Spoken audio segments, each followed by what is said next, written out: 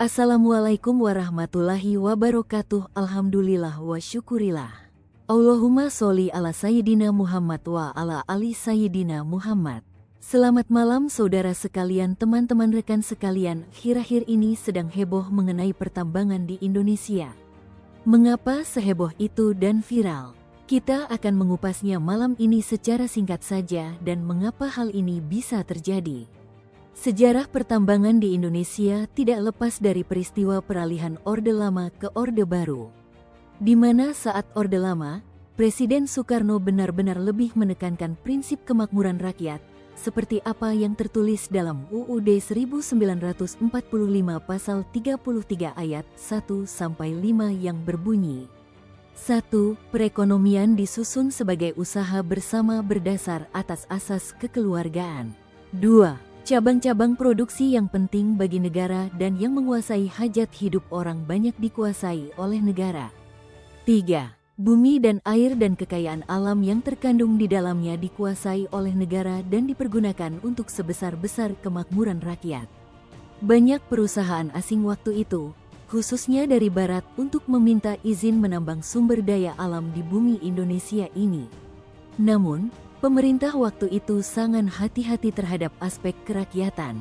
Hal sangat wajar, mengingat umur Republik Indonesia yang masih sangat muda waktu itu.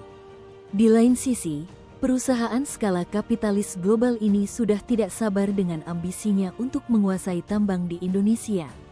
Sebagai contoh, ada beberapa referensi atau sumber yang dapat ditelaah kebenarannya mengenai asal-usul penambangan Freeport di Papua. Beberapa sumber menyebutkan keterkaitan antara pemerintah Amerika Serikat, pemerintah Indonesia dan Central Intelligence Agency, CIA, yang berkorelasi dengan penembakan yang mengakibatkan tewasnya John F. Kennedy dan tergulingnya Presiden Soekarno dari kursi kepresidenan pasca kejadian G30S, bahkan dalam peristiwa sebelumnya yang berkaitan dengan pemberontakan PRRI dan Permesta. Ini juga berhubungan dengan ambisi Freeport menguasai emas di Indonesia.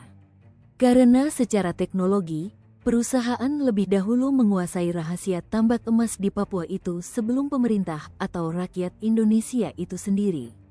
Akhirnya setelah sekian kali berulang terjadi intrik-intrik politik yang muaranya adalah terhadap penguasaan tambang emas, Orde Lama pun jatuh digantikan dengan Orde Baru, diikuti dengan munculnya Undang-Undang Penanaman Modal Asing No. 1 Tahun 1967. Ini Undang-Undang Penanaman Modal Asing pertama yang terbit tentang perizinan tambang, di mana akhirnya Freeport dapat masuk untuk menambang emas di Papua sampai sekarang. Presentase keuntungan secara awamnya yang sudah disepakati antara pemerintah Orde Baru dengan Freeport waktu itu adalah 1% untuk pemerintah Indonesia dan 99% untuk Freeport. Jika melihat ini, maka dapat dilihat secara mudah saja, tanpa perlu melihat undang-undang turunannya dan tidak perlu terlalu menafsirkannya lebih lanjut dan lebih jauh. Di sini sangat timpang sekali antara keuntungan yang didapatkan oleh pemerintah Indonesia yang bertindak atas nama rakyat Indonesia dengan perusahaan Freeport itu.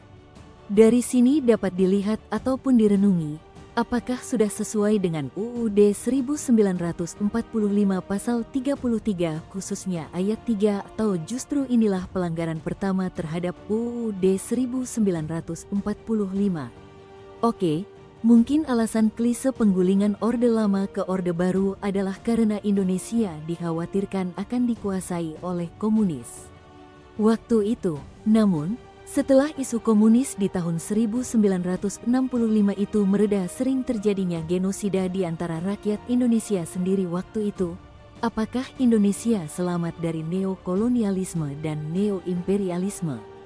Pertanyaan sebenarnya sangat mudah dijawab. Mengapa sulit? Salah satu penyebabnya adalah ada upaya pembelokan sejarah yang benar dengan apa yang terjadi atas bangsa ini. Sejarah dibelokkan dan dimasukkan ke dalam kurikulum pendidikan di Indonesia supaya menutupi kepentingan pihak-pihak tertentu yang ingin tetap menguasai kekayaan dan keindahan bumi Indonesia. Supaya rakyat Indonesia tidak sadar bahwa mereka sebenarnya kaya dan memiliki harta real, bukan harta semu.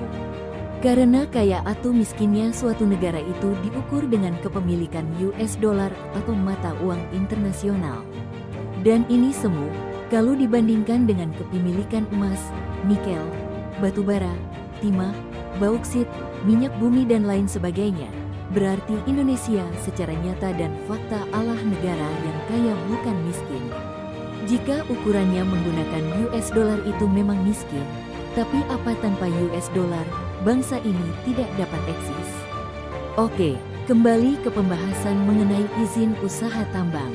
Pasca kemerdekaan usaha yang dilalui oleh perusahaan dalam melobi pejabat-pejabat di Indonesia waktu itu masih sangat sulit, karena memang pejabatnya masih banyak yang memiliki rasa nasionalisme dan integritas yang tinggi terhadap negara Indonesia.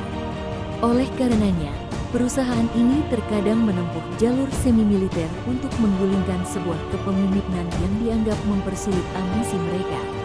Lanjut bagian kedua ya. Wassalamualaikum warahmatullahi wabarakatuh.